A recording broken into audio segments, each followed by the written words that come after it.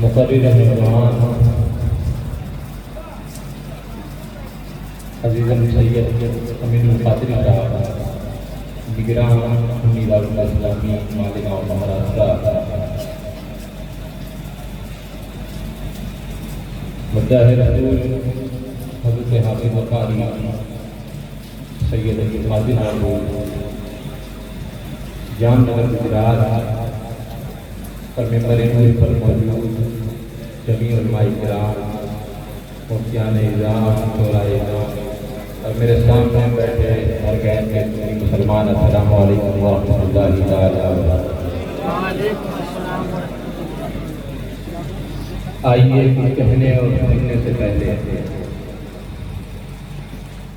نبی آخر الزمان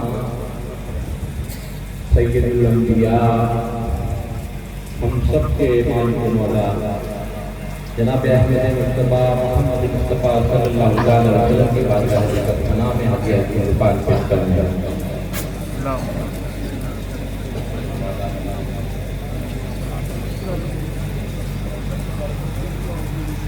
وقت کے دامن میں کمی تھوڑی ہی نہیں بلکہ بہت زیادہ ہے۔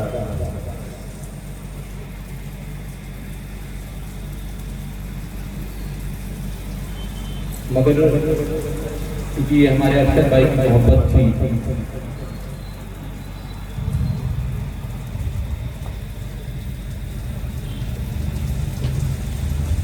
شاید کی ایک اہم وجہ جو ہے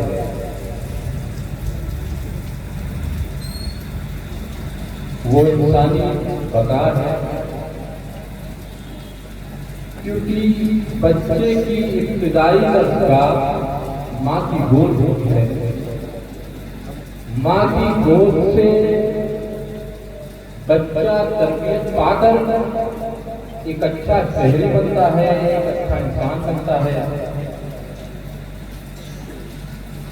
اور حضرت جابر رضی اللہ تعالیٰ عنہ سے ایک روایت ہے، وہ کہتے ہیں کہ حضور صلی اللہ علیہ وسلم نے ارشاد فرمایا کہ عورت سے نکاح اس کے دین، اس کے مال اور اس کے جمال کے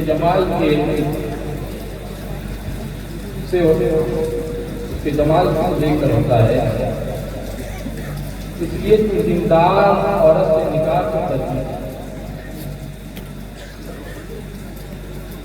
عزیزان ملت اسلامیہ، حضرت مولا کائنات علی مرتضیٰ سے ایک سوال کسی نے کیا کہ اے جی آپ بتائیں کہ آپ کے نزدیک حضور علیہ السلام کیسے ہیں؟ جناب حضرت قدار فرماتے ہیں،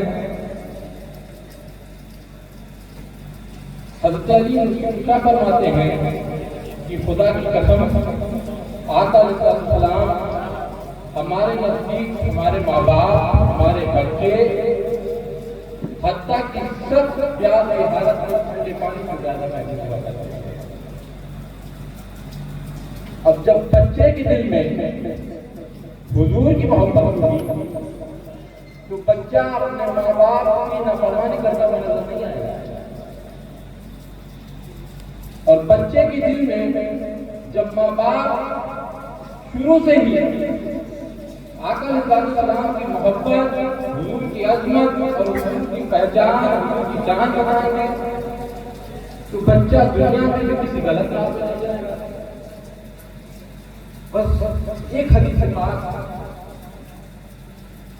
جو بخاری میں بھی ہے، مسلم میں بھی ہے، ترمذی میں بھی ہے، حضرت ابو سعید خدری روایت کرتے ہیں، وہ کہتے ہیں کہ آقا علیہ السلام ایک مرتبہ مال غنیمت تقسیم کر رہے ہیں اور اور ایک شخص کھڑا ہوتا ہے اور حضور کی بارگاہ میں کھڑا ہو کر حضور کی تقسیم پر اعتراض کرتا ہے،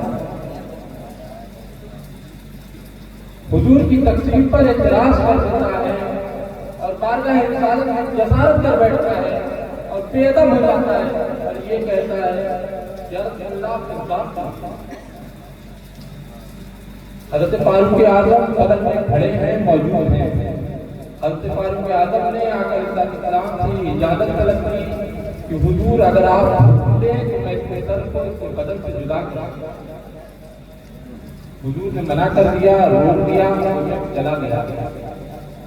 مگر اس کے عوض میں آقا علیہ السلام نے دو جملے کہے جو بہت ہی سوچنے اور فکر کرنے والے ہیں۔ وہ کیا ہے؟ حضور نے ارشاد فرمایا کہ اس کی پشت سے ایک گروہ یا خاندان ہوگا جو اپنی زبان کو تلاوت قرآن پاک سے ہمیشہ طلب کرے گا، مگر قرآن اس کے گلے میں نیچے حلق نہیں کرے گا۔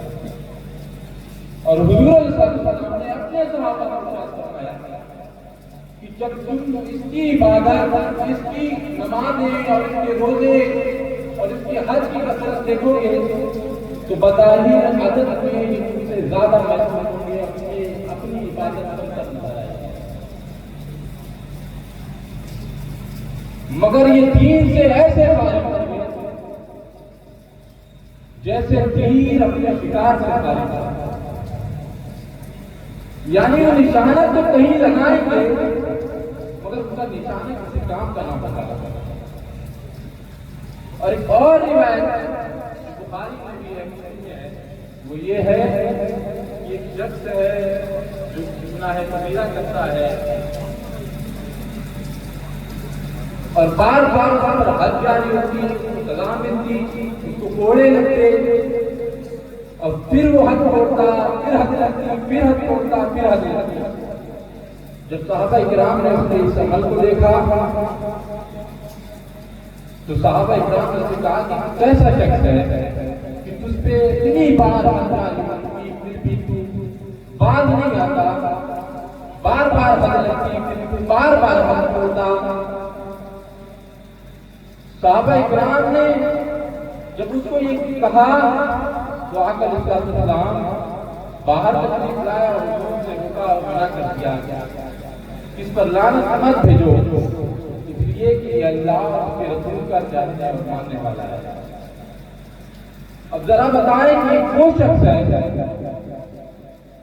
جس کے پاس اعمال ہی عمل ہے، نمازوں کی بھی کثرت ہے، روزوں کی بھی کثرت ہے، حج بھی ہے، زکات بھی ہے، اخلاق بھی ہے، سب کچھ بھی ہے، مگر کمی کیا ہے؟ کمی صرف اتنی ہے کہ وہ حضور ہے نہ۔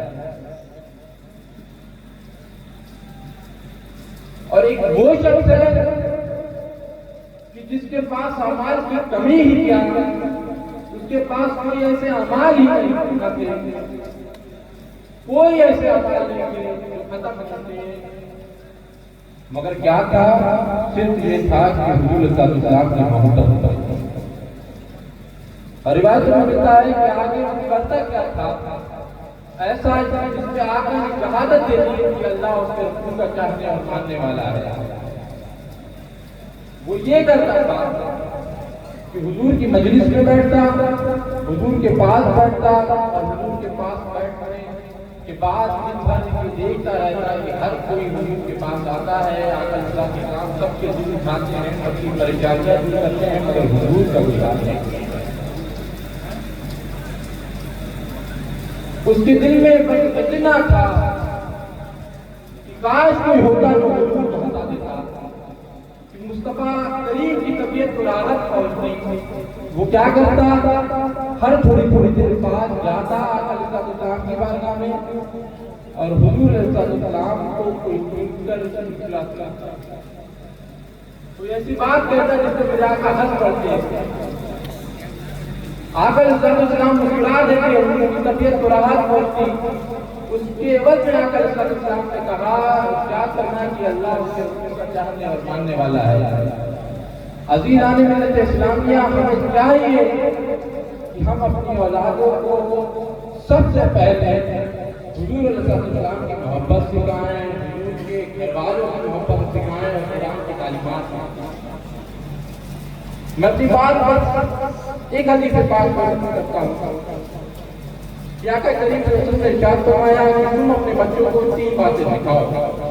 پہلی یہ کہ اپنے نبی کی محبت، دوسری یہ کہ اپنے نبی کی اہل بیت کی محبت، اور تیسری یہ کہ قرآن کی تلاوت۔ اور اس سے ہوگا کیا؟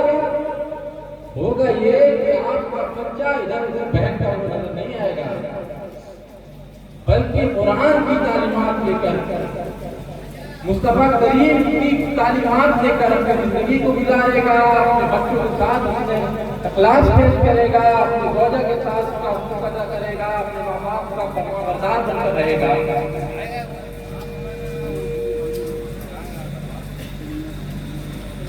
میں اپنی